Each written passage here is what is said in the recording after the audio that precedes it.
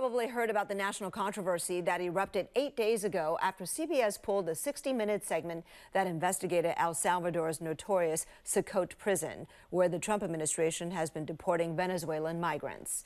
You may even have heard the decision was made by the network's new editor-in-chief, Bari Weiss. She says the story needed more reporting and context, but many CBS employees and media critics view the move as political and bowing to the administration. But you may not know that not airing that piece means most of the public won't learn about the work done by the Human Rights Center at UC Berkeley Law to verify the claims made by former detainees.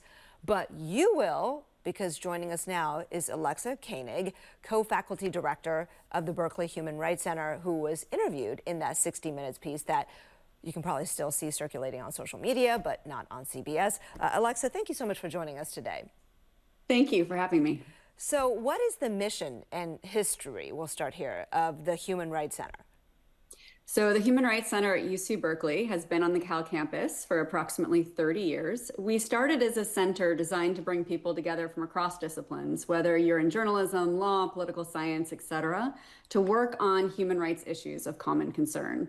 Our founder was a dyed-in-the-wool, boots-on-the-ground war crimes investigator coming out of the former Yugoslavia, Rwanda, and conflicts elsewhere. And he's really brought that sensibility to UC Berkeley to train a next generation of students how to do investigations in the digital age. Okay, so now tell us about your investigation that was going to be featured in the 6 Minutes piece that was pulled. Who did you collaborate with, and what did you set out to do? So this past summer, we had reached out to a group called Cristasol, who was looking at the situation of Venezuelan migrants who had been located to the CECOT prison in El Salvador. They unfortunately had gone through a crisis of their own, and as a result, we decided it was probably better to work directly with Human Rights Watch, who was partnering with Cristasol in order to bring some of the stories of these men to light. So we started working in September to investigate through digital open source information, so information that's posted to social media, free satellite imagery, etc., whatever we could learn about the prison complex itself that could potentially complement the extraordinary work that Human Rights Watch and Cristasol had been doing to secure the stories of the men who'd recently been released. So what were the claims, the stories, and how did you verify them? And what did you verify? So both Human Rights Watch and Cristasol had interviewed a number of people who'd recently been released from the prison complex. One of the things Human Rights Watch asked us and our students to do was to help them to understand the layout of CECOT prison. Because the prison had been opened relatively recently in the last few years, we were able to go through historical satellite imagery that's freely floating around in places online and look at it literally being constructed from the ground up in order to get a sense of the layout of the prison. The men had been held in a module known as Module 8. Human Rights Watch had a lot of questions about that particular module, including whether these men would have had access to natural light, to fresh water, and what the general conditions of confinement would have been like.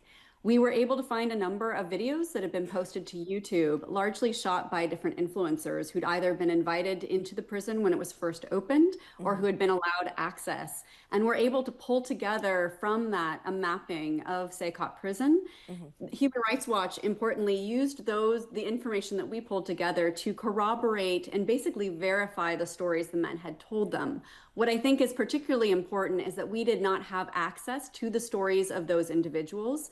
We only had the questions from Human Rights Watch. So our investigation ended up being an independent investigation from what they themselves had conducted. So being able to verify some of the physical descriptions, does that lend credibility in your eyes to the claims of torture, which of course would be harder to verify?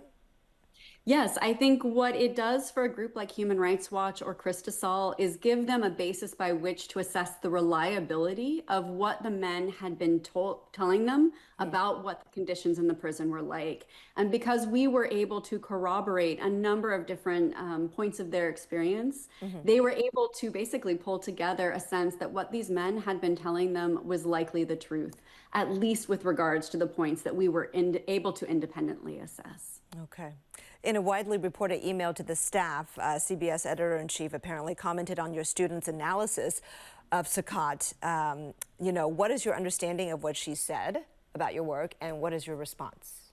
I think she called into question the helpfulness or reliability of that digital open source information. My response would be that anyone who works with digital open sources, so the information freely circulating in places online, would understand that it's a critical source of data today to understand what people are saying and communicating, and becomes a really important point of information that can be triangulated with testimonies and other interviews that may be done with individuals. I think this is a set of skills that every journalist, every lawyer, and really every citizen needs to have today, particularly when we're dealing with so much mis and disinformation online. I mean, you're starting to answer my question, which is just why is this work, right? Not just on this particular investigation, which won't be seen for now, but I know you put it up as well. But, you know, and others like it, really. Why is this work important? This work is critical for a couple of reasons. One is really bringing any kind of research or investigation deeper into the 21st century. There is a wealth of information available online that most people don't know how to access. You don't learn how to do this in school. A common statistic is that when you Google something or use any kind of search engine to get access to information, you only access about 4% of the internet. A lot of what digital open source investigations is conducted of is getting to another 90% of the internet where some very potentially helpful information can reside. I think it's also really important because the people who are working on this investigation were our students, both undergraduate and graduate. It's critical that a next generation of students know how to parse fact from fiction online and pull together information so that they can help get data out to the public in ways that the public can rely upon. Because there is so much fiction out there online. Alexa Kaney, thank you so much for joining us today with the Human Rights Center at Berkeley. Thank you so much. Very important work. We appreciate your time. Thank you.